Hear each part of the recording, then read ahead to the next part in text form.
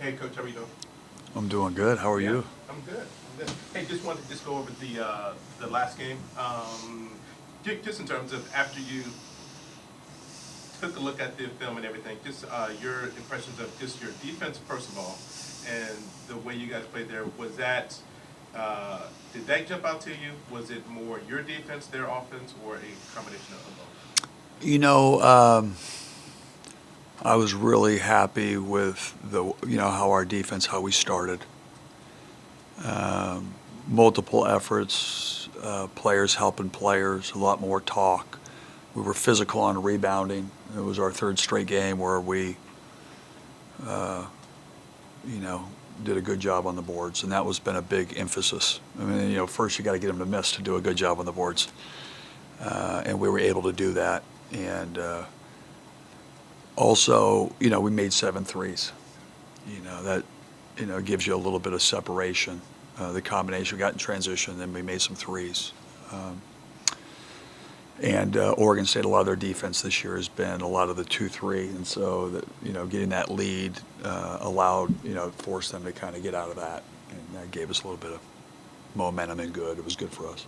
Just just is there any carryover that you can take from that performance? I think so. We just kept talking to the team.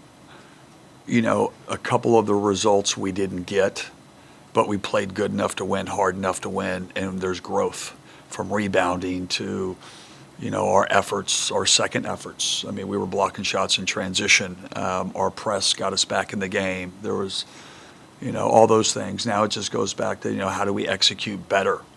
But for the most part, sometimes with young student athletes, they don't see themselves getting better because they saw the final result of the score. As a coaching staff, we felt like we were improving. It's just a matter of time to where that starts to stick and you start seeing, more points than the opponent. And so,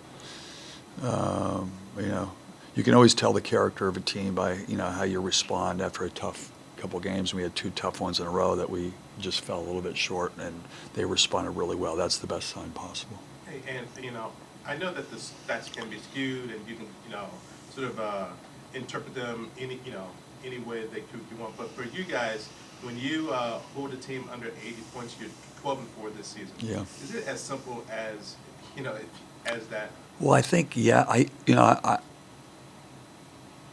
yes, in the sense of we went from averaging 70 points a game last year to 81 or 82, so we can score now, and have the ability to. We've shown, and pretty consistently. So now it goes back to our defense has to just keep improving, and that's a big part of as we move forward to get over the hump and go on a run and be the team we think that we have, and yeah. Are you playing faster? Oh, we're definitely. Well, last year we played. If you look at Kempon, we played with the second fastest tempo. Okay. I think we have more true guards. Our assisted turnover ratio is better. Even though we went from shooting 31% from the three-point line last year, we're over 35 as a team. Now, again, that's still lower in the league, but a huge improvement from last year in those areas. And so there's a lot of growth there. I think defensively, too, we're getting better. And I think that's also because we're seeing a better Braxton. I think we've been transitioning. At first it was, we knew we didn't have Frank, and then Frank started playing 10 minutes, and then he started playing, then we lost him, and it's kind of like learning how to play without him, not even having the option to have him. And so you see growth there. We're getting better at our coverages. We've simplified it, but I think Braxton's been the way he's been rebounding and having his presence in there. Our post defense, he's not getting in early foul trouble. That's been a big thing. And so, You talk about defense. I know there's never a magic answer, but is it more of buying in? Is it effort, playing more man, playing more zone? I think anything, people used to always, when they would talk about the zone, they would say, well, you had Matisse Thybulle, and obviously he was an incredible defensive player. But our first 13 games, our first year, teams were scoring a ton of points. They were shooting great from the three-point line. It's part of the learning process. And, obviously we're a little bit deeper into the year, but I see a lot of growth, especially late. And sometimes it just takes that to get over the hump and, the belief, the confidence in what we're doing. And, you got to really work at it. And I see that. And that's critical. Wilhelm, at the beginning of the year, from the three-point, he was lethal at times, but he's gone into a little bit of a slump. I see him out here, working on a three-point shot again. How important is it to get that going? And if he's hitting those, what does it do for guys like Keon and It just changes. Three-point shooting is the greatest weapon in basketball, and to have a five-man who can do that is a luxury. And we know he's a really good shooter. There's so many ebbs and flows to seasons. Everybody goes through them, even the best shooters. He knows how confident we are in him, and but it's a huge difference when he makes them. You have 7-foot centers flying at him now, not wanting him to shoot, and so he just Wilhelm. That's a part of him that. But he's so solid and dependable and knowing what you're going to get night in and night out. But that three-point shot is a big difference maker for sure. Keon, he looks like an NBA player playing college basketball. Mm-hmm. Is it fair to tell him to put this team on his back and carry him? Well, I think offensively, he's done a heck of a job doing that. He's not 50, 40, 90, but he's pretty close. The thing that I've really enjoyed watching in the last two games is how for us to win, our defense has to get better, and he has to take that next step. And he was blocking shots and rebounding the ball and flying around.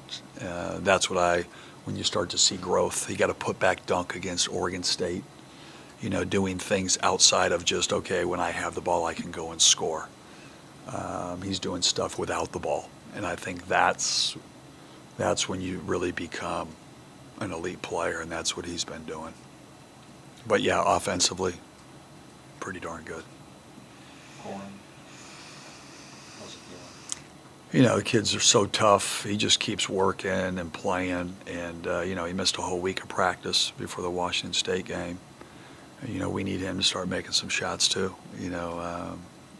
But it's a right shoulder injury. He works. He's confident.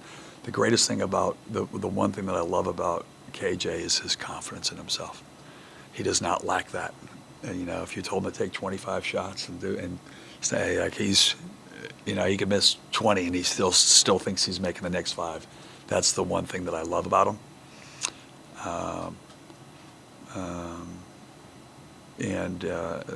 He has that swagger. Now he just needs to have some good practices, and we know he's a good shooter. We've seen him. He can break down the defense. His reads, he had 3 assists in the first half. That's another area where he's really, really improved in making that reads. Now it just goes to that consistency, in that 25 or 30 minutes that he plays. How far away are we from not having to ask about Frank's availability? Gosh, I wish it was today. He's been doing a little bit more. Still not the 5-on-5, but a lot of the workouts. And, it's one of those things. I hope for the best and prepare for the worst. And, just get everybody else ready, And, the best positive signs is lately Braxton's been back to old Braxton, and that helps. And last year we didn't really have anybody that we felt like we could put in as a backup. And so now we still have Wilhelm. We have really good guys that are producing. I think that is huge. I felt like a couple of our zone possessions were really good, so it kind of gives us another off-speed pitch a little bit if we have to go to it. I thought our press was really good against Oregon. We have that. So we've got some weapons that we've gotten better at throughout the season, which every game's going to be a different challenge. Stanford made 19 threes. 19. Not 12, not like 19. And they were 13 for 24 against us. Now, it was still a 1-point game with 7 minutes to go, and then we had to press, so the lead got a little bit further away for us. But 19 threes, that is a huge number. And so, defending that is going to be a lot different than some of these other teams.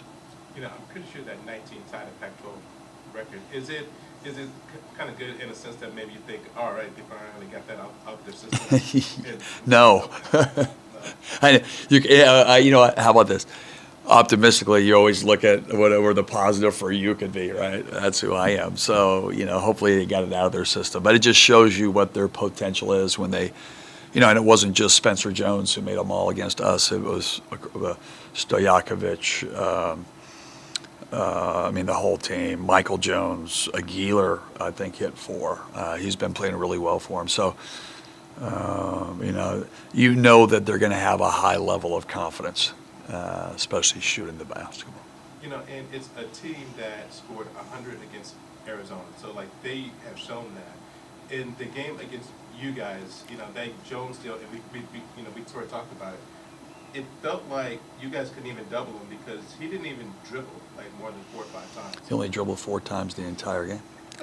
It was off a ball screen. That's that's Klay Thompson. He scored 34? Yeah, 9 threes or whatever he made. But he's a heck of a player. I've always been a huge fan, and we were a little unfortunate because he didn't play against Washington State. He got cleared to play, and so he probably had his legs and his confidence had been working.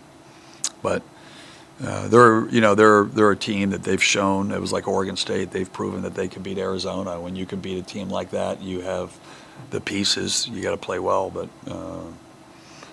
Stanford has that. When you have that weapon from a multiple amount of guys, it's a dangerous deal. So in these past few weeks, you guys have been doubling the other teams sort of low post threat like that. Can you send 2 people at Jones because he doesn't, like you said, he doesn't touch? You know what? A lot of times, he's going to be more on the perimeter. Reynaud's been playing out of his mind. He's been playing great. He's big. He's physical. He's got great touch. There's a couple ways that you can look at it. But the biggest thing is doubling for us has not just been to get out of the best ball player's hand, but it's also kept us out of foul trouble in one-on-one situations. And I think foul trouble's been an issue where Braxton gets 4 and he plays 9 minutes at Utah. We need his rebounding, we need his level of physicality as we move forward. But Jones, he's almost a guy like if he gets a shot as a coach, you're going to be mad. Because he can, we were contesting the shot. It wasn't like he is wide open. It was a contest. He's so big, and he shoots it behind his head. He's one of the best shooters from day one when I got into this league. When he got in this league, I was like, this is one of the best shooters I've seen.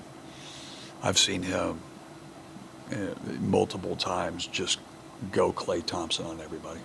So the three keys on Thursday would be what? I think, our defense, it's not like they're not going to get threes. You got to force them to shoot poor percentages. We've been successful with them when they're big too. So you get a lot of cross matches when you trap and different things. We got to rebound the basketball. I think that's huge. And then offensively, as much as, the big thing we were talking about, Severe in the last couple of games, he does so much for so many people, but he's had 5, 6, 7. Just cut those in half, and we'll be like an under 10 turnover team, which is the best that we've ever had. And the funny thing with Sa, we were watching him yesterday, his turnovers are all him trying to be unselfish, like drop-offs. So it's like it's him being over unselfish sometimes. And, it's just more so, understanding and time and score. But I see our improvement. When you get to February and March, it's about how, you win early because how hard you play and all those things. And we're getting better at rebounding. We're getting better at having multiple options. Our 2-3's better. Our man-to-man's better. Our rebounding. Now it just goes back to, can we execute better? And that's how you finish games. making foul shots, getting stops, and not turning it over. And making some shots also helps. Seeing some flashes from Moses. Yeah. And then, still expecting more from Paul. Is that fair? Yeah, Paul, he's been really good for us in the post against smaller guards. I felt like he had a couple really good opportunities he just missed against Oregon State, but you can't look at Paul and look at his stats. I mean, you can. It's one of those things, production, but he's a physical guy who can guard 1 through 5. He's got good IQ. He kind of impacts the game a lot of different ways from, he just can't let that offensive stuff impact his defense, because his defense, he can guard 5s, 4s, 3s. He can rebound. He can really pass. And he gets a lot of hockey assists, a guy who will skip it before the guy gets it. But I think I want to see him finish better around the basket, because I think that's a huge advantage. He's an elite passer. Now that he's healthy and he doesn't have, the broken fingers healed, he's a lot more comfortable with the ball. You can see a whole different, confident player. I just wish he would be more aggressive on the offensive end sometimes in transition too. Sometimes he's always pass first, and he needs to eat too, and I think that will give us another different dynamic that's pretty positive. So yes. I ask you about this all the time, but is Anthony Holland, is it fair to pigeonhole him into a corner three-point shooter? You know what? He's a top 3-point shooter. He's a pick and pop 3-point shooter. If he's at half court, you got to guard him. And like Paulie, he's a guy who can guard 1 through 5. He's physical. He's intelligent. He's tough. They call him in the NBA, they call him 3-and-D guys. He defends really well and he hits open shots. And he doesn't turn it over. And another thing that you value, where if he doesn't have a shot, he doesn't hold it. He automatically does what? He's a great ball mover. And that's so good for your offense. It's so unselfish. But corner, top, you got to guard him. And having him on the court opens it up for Braxton on his lobs, opens it up for KB when he's making plays. When KB had the 35, I'm like, you better go thank Anthony Moses, because they were doing this. And some teams now, the way that they play, they say, go for a 2. We're not going to give you the 3. And so having those shooters out there is huge. With Braxton, when things are going well, he's awesome. Mm. But when things start to go a little south for him, he Yeah. seems to get lost Yeah. at times. Yeah. Can you tell me about the conversations you have with him just to keep his head in there? I mean, he's getting beat up in the post, but that's just part of the game. It's part of the game, and he got the technical foul, and I was really upset with him. Like, to me, when you do that, that's a selfish act, because it impacts the team. But I get it, because I remember Isaiah Stewart, lower back, top back. Like when you're the bigger guy, they allow you to play a little bit more physical, but he's got to have better composure. He's got to have better body language. He has to be more in control. But again, it's an emotional game. You want that emotion.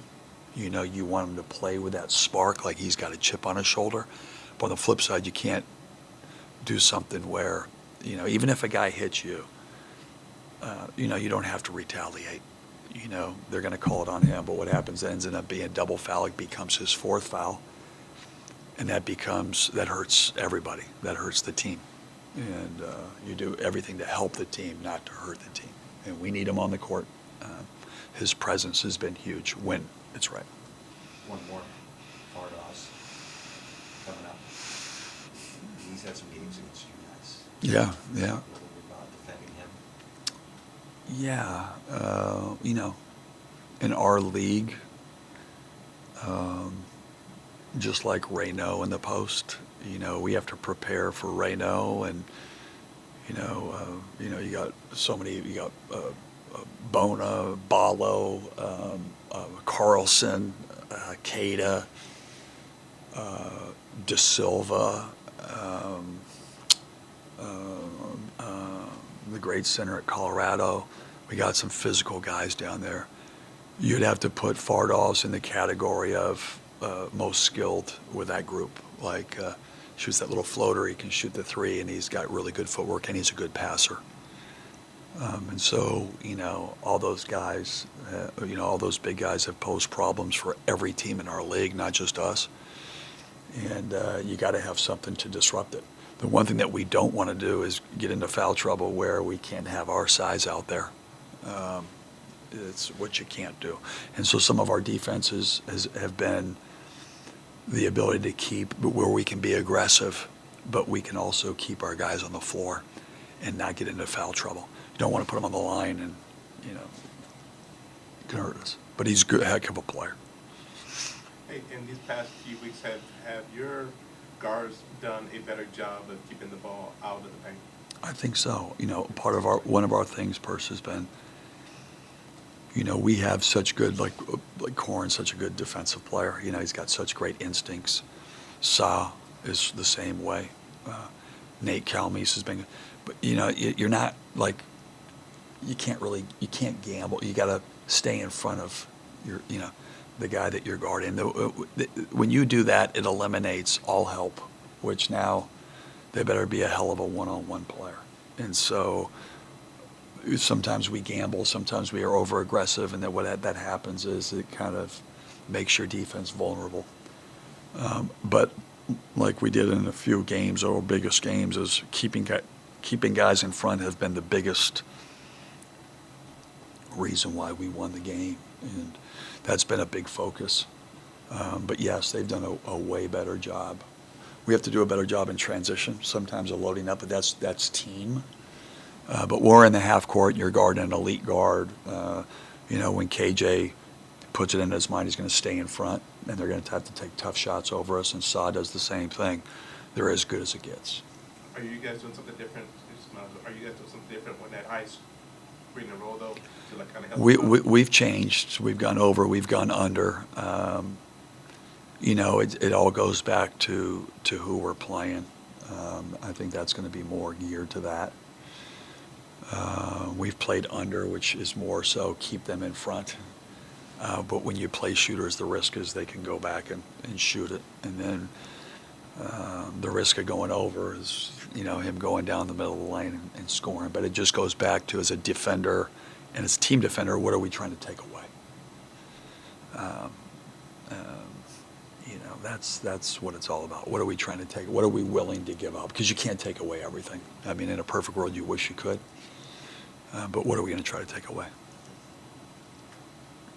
That's it? Yep. Thank you, guys.